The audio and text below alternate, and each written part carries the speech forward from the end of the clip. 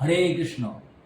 আজ আমরা শ্রীমদ্ ভগবদ্ গীতার দ্বাদশ অধ্যায়ের মহিমা কীর্তন করব, পর্যালোচনা করব।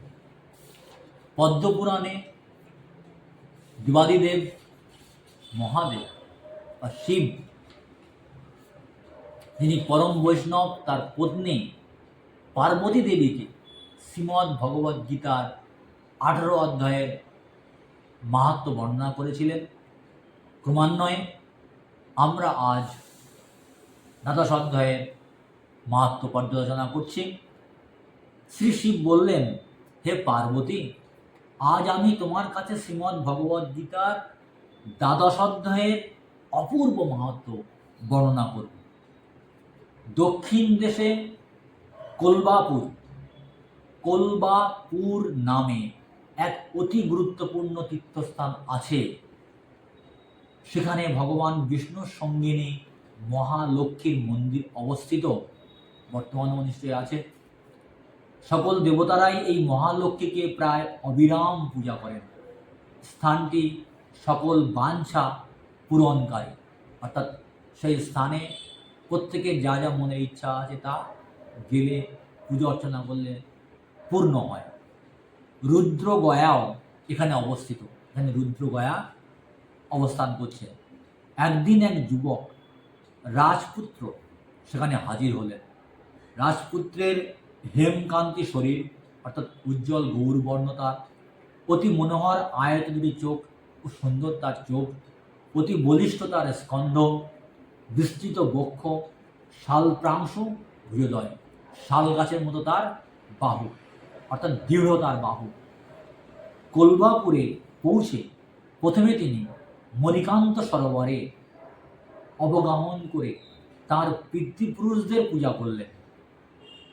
তারপর মহালক্ষ্মীর মন্দিরে গিয়ে দেবীকে প্রণতি জানিয়ে প্রার্থনা করলেন, দয়াপূর্ণ হৃদয়া, ত্রিলোক পূজিতা, সকল সৌভাগ্য দায়িনী, সৃষ্টি জননী, হে দেবী, তোমার জয় হোক। হে সকল জীবের আশ্রয়দাত্রী, সকল বাসনা পূরণকারিণী, হে ত্রিলোক পালক, অচ্যুতের বিস্ময়কর শক্তি, তুমি পরম প্রেষ্ঠা দেবী। হে ভক্তত্রাতা, তোমার জয় হোক।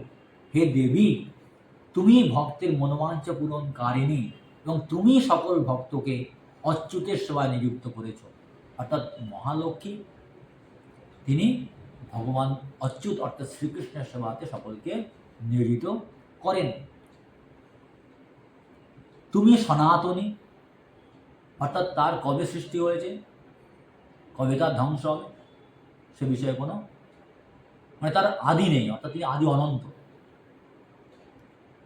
অতীতেও ছিলেন, বর্তমানেও আছেন, ভবিষ্যতেও থাকবেন। তিনি সনাতনী। তুমি সকল পতিত আত্মার মুক্তিদায়িনী। আমরা প্রত্যেকেই গোলক বৃন্দাবনে ছিলাম, সেখান থেকে আমরা এই মৃত্যুময় সংসারে পতিত হয়েছি, অর্থাৎ আমাদেরকে এখানে আসতে বাধ্য করা হয়েছে, এই জগতে থাকতে বাধ্য করা হয়েছে, তাই আমরা হচ্ছি পতিত আত্মা। এই জগৎ থেকে বা এই বদ্ধ জগৎ থেকে মুক্তির উপায় হচ্ছে ভগবান অচ্যুত, ভগবান শ্রীকৃষ্ণ, রাধা মাধব। ত্রিলোকের কল্যাণ ও সংরক্ষণের জন্য হে দেবী, তুমি অম্বিকা, ব্রাহ্মী, বৈষ্ণবী, মহেশ্বরী, বরাহী, মহালক্ষ্মী, নারসিংহী, ইন্দ্রী, কুমারী, চণ্ডিকা, লক্ষ্মী, সাবিত্রী, চন্দ্রকলা, রোহিণী, পরমেশ্বরী, কত রূপ ধারণ করেছ। অনন্ত মহিমাময়ী তোমার জয় হোক। অনুগ্রহ করে আমার প্রতি দয়া করো। এরূপ প্রার্থনা শুনে মহালক্ষ্মী মহাতুষ্ট হয়ে রাজপুত্রকে বললেন, হে রাজকুমার, আমি তোমার প্রতি খুবই প্রসন্ন। তোমার ইচ্ছা মতো আমার কাছে কোনো বর চাও। রাজপুত্র বললেন, হে ত্রিলোক মাতা, আমার পিতা রাজা বৃহদ্রথ অশ্বমেধ নামে বিখ্যাত যজ্ঞ সম্পাদন করেছিলেন, কিন্তু যজ্ঞ পূর্ণ হওয়ার পূর্বেই অসুস্থতাবশত তিনি পরলোক গমন করলেন। এদিকে আমার অশ্বমেধ যজ্ঞ সম্পূর্ণ না হতেই পৃথিবী পরিভ্রমণরত যজ্ঞের পবিত্র অশ্ব পবিত্র অশ্ব কে বা কারা চুরি করল? অশ্বের অন্বেষণে আমি চতুর্দিকে লোক পাঠালাম, কিন্তু তারা ব্যর্থ হয়ে ফিরে এলো। তারপর আমি পুরোহিতের অনুমতি নিয়ে তোমার সাহায্য প্রার্থনা করতে তোমার কাছে এলাম। তুমি তুষ্ট হলে কিভাবে আমি অশ্ব ফিরে পাবো এবং যজ্ঞ সম্পূর্ণ করে আমার পিতার ইচ্ছা পূর্ণ করব জানাও। মহালক্ষ্মী বললেন, হে মহান রাজকুমার, আমার মন্দির দ্বারের পাশে সিদ্ধ সমাধি নামে এক অতি উন্নত ব্রাহ্মণ বাস করেন। ব্রাহ্মণের নাম সিদ্ধ সমাধি। তিনি তোমার ইচ্ছা পূরণ করতে পারবেন। মহালক্ষ্মীর এই কথা শুনে রাজকুমার সিদ্ধ সমাধির বাসস্থানে গিয়ে তাকে প্রণাম নিবেদন করলেন। প্রণাম করার পর হাত জুড়ে নীরবে সিদ্ধ সমাধির সামনে দাঁড়ালেন। সিদ্ধ সমাধি তখন বললেন, মাতা মহালক্ষ্মী তোমাকে এখানে পাঠিয়েছেন, তাই আমি তোমার মনোবাঞ্ছা পূর্ণ করব। তারপর কিছু মন্ত্রোচ্চারণ করে সিদ্ধ সমাধি সব দেবতাদের তার সম্মুখে হাজির করলেন। রাজকুমার দেখলেন সমস্ত দেবতারা সিদ্ধ সমাধির সামনে হাজির হয়ে তার দর্শনের, তার নির্দেশের অপেক্ষা করছেন। সিদ্ধ সমাধি সেই দেবতাদের বললেন, হে দেবগণ, রাজকুমারের যজ্ঞের অশ্বটি রাত্রিকালে দেবরাজ ইন্দ্র অপহরণ করেছে। দয়া করে অশ্বটিকে এখন এনে দিন। তৎক্ষণাৎ দেবতারা সেই অশ্বটিকে তার সামনে এনে হাজির করলেন। সিদ্ধ সমাধি তখন তাদের বিদায় দিলেন। রাজকুমার এই সকল অদ্ভুত ঘটনা দেখে সিদ্ধ সমাধির পায়ে পড়ে জিজ্ঞাসা করলেন, কিভাবে এমন শক্তি আপনি আয়ত্ত করেছেন? এরকম আমি পূর্বে পূর্বে কখনো দেখিনি বা শুনিনি। হে মহামুনি, অনুগ্রহ করে আমার অনুরোধটি শুনুন। আমার পিতা রাজা বৃহদ্রথ অশ্বমেধ যজ্ঞ শুরু করার পর অপ্রত্যাশিতভাবে মারা যান। আমি তার দেহ বিশুদ্ধ ফুটন্ত তেলে রেখে দিয়েছি। আমি তার দেহ বিশুদ্ধ ফুটন্ত তেলে রেখে দিয়েছি। আপনার ইচ্ছা হলে কৃপা করে তার জীবন দান করুন। কথা শুনে সিদ্ধ সমাধি একটু মুচকি এসে বললেন, চলো দেখে আসি কোথায় তোমার পিতার দেহটি রেখেছেন। সেখানে পৌঁছানোর পর সিদ্ধ সমাধি হাতে অল্প কিছুটা জল নিয়ে মন্ত্র উচ্চারণ করে রাজা বৃহদ্রথের মৃতদেহের মস্তকে ছিটিয়ে দিলেন। মাথায় জলের ছোঁয়া লাগার সঙ্গে সঙ্গে রাজা উঠে বসে সিদ্ধ সমাধির কাছে জানতে চাইলেন, হে মহান ভক্ত, কে আপনি? রাজপুত্র অনতি বিলম্বে সকল ঘটনার কথা তার পিতাকে জানালেন।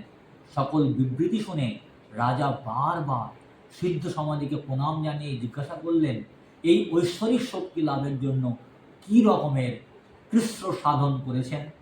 সিদ্ধ সমাধি উত্তরে বললেন, হে প্রিয় রাজা বৃহদ্রথ, আমি প্রতিদিন শ্রীমদ্ ভগবদ্ গীতার ১২ অধ্যায় পাঠ করি। এই কথা শুনে সিদ্ধ সমাধির কাছ থেকে রাজা বৃহদ্রথ শ্রীমদ্ ভগবদ্ গীতার ১২ অধ্যায়টি শিখে নিলেন। কালক্রমে রাজা এবং রাজপুত্র উভয়ই ভগবান শ্রীকৃষ্ণের শ্রীপাদ পদ্ম লাভ করলেন। শ্রীমদ্ ভগবদ্ গীতার ১২ অধ্যায় প্রতিদিন পাঠ করে অনেকেই সর্বোচ্চ লক্ষ্য ভগবান শ্রীকৃষ্ণের শ্রীচরণ কমলে ভক্তি লাভ করেছেন। আমাদের হয়তো মনে হচ্ছে এগুলো সবই কাহিনী, কিন্তু বাস্তবিক পক্ষে আমাদের ঠাকুরদার বাবা, মানে তার ঠাকুরদা ধরাধামে যদি তারা এসে থাকেন, কর্তব্য কর্ম সম্পাদন করে আবার দেহত্যাগ করতে পারেন, তারা যদি প্রাচীন হয়ে থাকেন, পুরানো হয়ে থাকেন, ঠিক তেমনি হাজার হাজার বছর আগে এই চরিত্রগুলো এই ধরিত্রীতে তারা এই সমস্ত লীলা করেছেন, যা পদ্মপুরাণে লিপিবদ্ধ আছে। সেই কাহিনী আজ আমরা স্মরণ করছি। বর্তমানকালেও এগুলোর গুরুত্ব অপরিসীম। এই কাহিনীগুলো থেকে আমাদের দৃঢ় বিশ্বাস জন্মায়, হৃদয়ে ভক্তি সঞ্চারিত হয়, আর এই প্রত্যয় জন্মে যে আমরাও শ্রীমদ্ ভগবদ্ গীতার ১২ অধ্যায় অধ্যয়ন করে আমরাও এই পাপময় জগৎ থেকে অন্তিমকালে ভগবানের ধামে প্রবেশ করার যোগ্যতা লাভ করতে পারি।